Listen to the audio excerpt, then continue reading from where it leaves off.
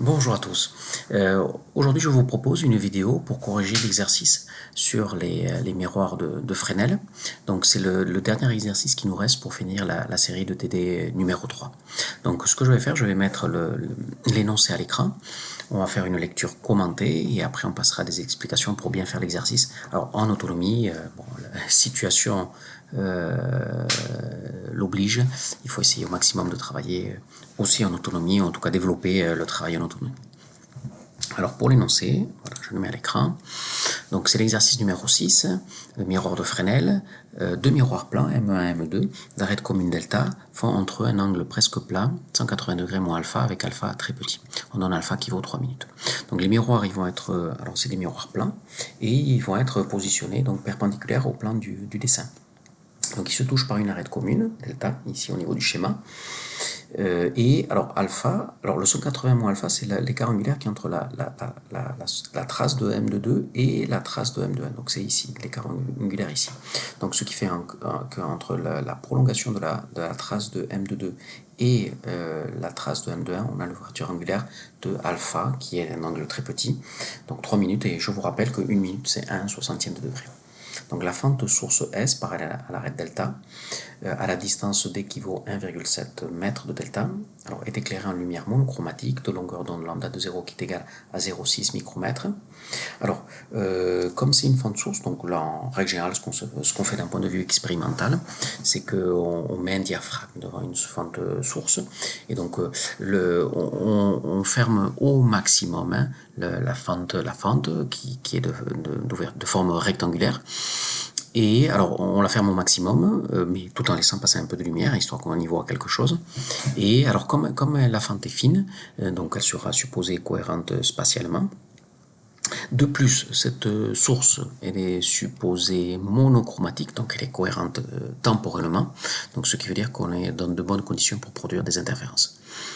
Donc je reprends la lecture. On observe les franges sur un écran E placé à la distance T' qui vaut 3,4 mètres, ici, de delta, et l'écran est perpendiculaire à la direction moyenne des faisceaux qui interfèrent. Donc, juste, j'attire votre attention. Donc, la distance des primes de 3,4 mètres, c'est une distance qui est très très grande. Hein, mais bon, comme on a une source cohérente, notamment alors spatialement et surtout temporellement, il ne devrait pas y avoir de problème pour produire des interférences. Alors, pourquoi il y a des interférences? Donc, là, je vous ai fait une série d'images hein, pour essayer d'expliquer mieux pourquoi il y a des interférences qui se produisent ici. Donc j'ai mis ça dans un PowerPoint que alors je mets à l'écran et j'exécute et je vous commente. Donc sur la figure 1, donc ici le point S c'est la trace de la source lumineuse, ici on a la trace de l'écran et ici on a la trace du miroir M de 2. Alors, S, comme c'est une source de petite taille, donc on peut la supposer, en tout cas dans le plan du dessin,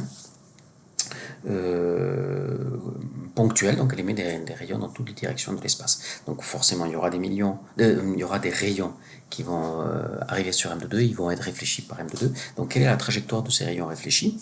Donc je fais une correction, une animation ici.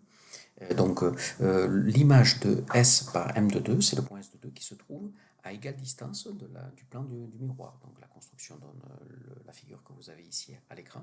Donc maintenant, une fois qu'on a l'image, on peut construire les rayons extrêmes qui sont réfléchis par M de 2.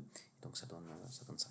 Donc il y a un faisceau lumineux qui va partir en direction de l'écran et les rayons extrêmes qui rebondissent sur le miroir semblent provenir du point S de 2 hein, par construction géométrique.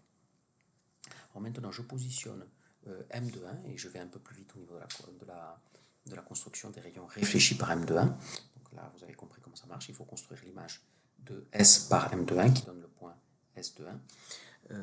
Et alors, l'écart angulaire alpha, alors forcément, je n'ai pas respecté les 3 minutes. Le dessin, forcément, n'est pas du tout à l'échelle, c'est juste un schéma, un dessin explicatif pour mieux comprendre ce qui se passe et aussi pour mieux poser les équations par la suite. Donc, la trajectoire des faisceaux, des rayons réfléchis par M de 1. Donc, en plus, je dessine dans une autre couleur, hein, mais on a une source monochromatique, hein, donc on a une seule couleur ici. Donc ça donne le schéma que vous avez ici. ici. Et alors, les rayons réfléchis par M de 1 semblent provenir de S de 1, qui est l'image de S par M de 1. Et donc, je vois que j'ai, alors là aussi, un faisceau qui va vers l'écran. Et on a une zone de superposition entre le faisceau réfléchi par M de 2 et le faisceau réfléchi par M de 1, qui est ici ce triangle que vous avez là. Et donc du coup, comme ce sont deux faisceaux cohérents, parce qu'ils proviennent d'une même source unique, et donc dans cette zone de superposition, on aura forcément des interférences. Donc pour un observateur placé, un œil placé au niveau de l'écran, donc tout semble provenir de ces deux points lumineux 1, S de 1 et S de 2.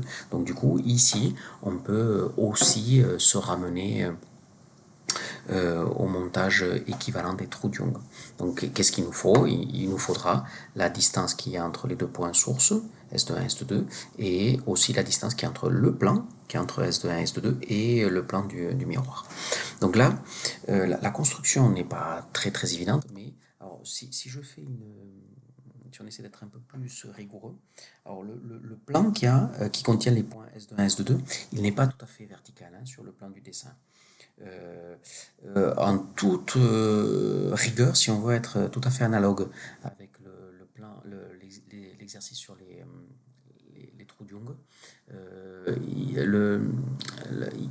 il faut se placer par rapport à la médiatrice du segment S de 1, S de 2. Donc voilà, c'est la ligne en pointillé qui vient d'apparaître ici. Donc ce qui voudrait dire qu'il faudrait là aussi tourner légèrement l'écran, histoire d'être parallèle, que l'écran soit parallèle au segment S de 1, S de 2. Et dans cette configuration-là, on est parfaitement équivalent aux exercices des trous de Young. Et là, on est dans la configuration type pour obtenir des franges d'interférence rectilignes.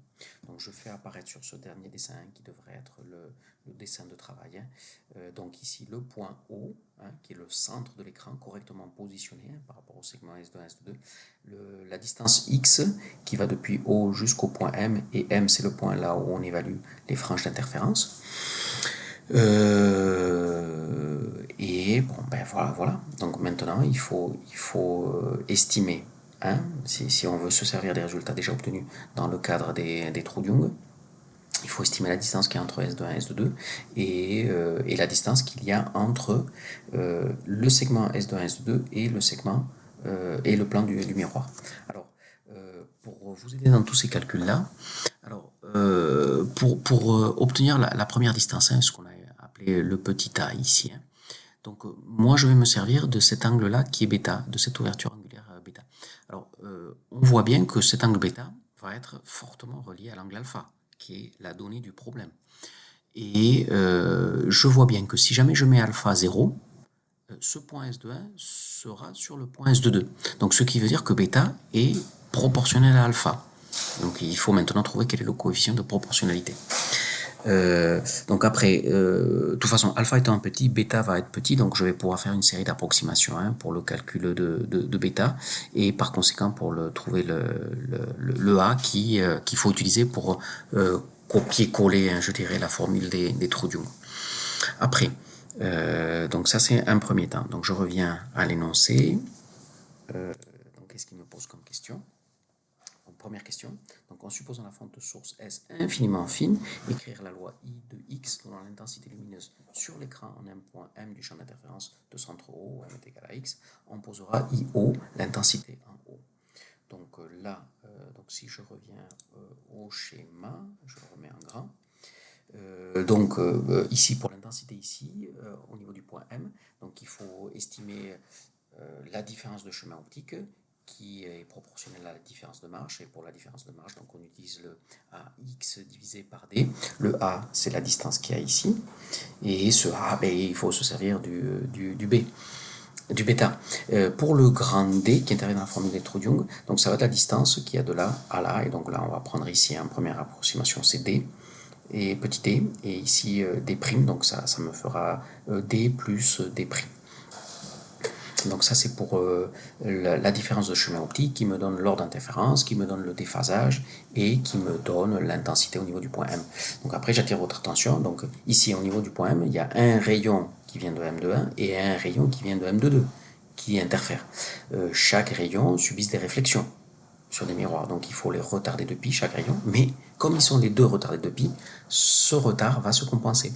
Donc ici, on n'a pas où on en tient, mais comme il se compense, il n'y a pas d'effet sur la réflexion sur les miroirs par rapport à ce retard de pi qu'on avait vu au niveau de l'exercice des miroirs de Lloyd.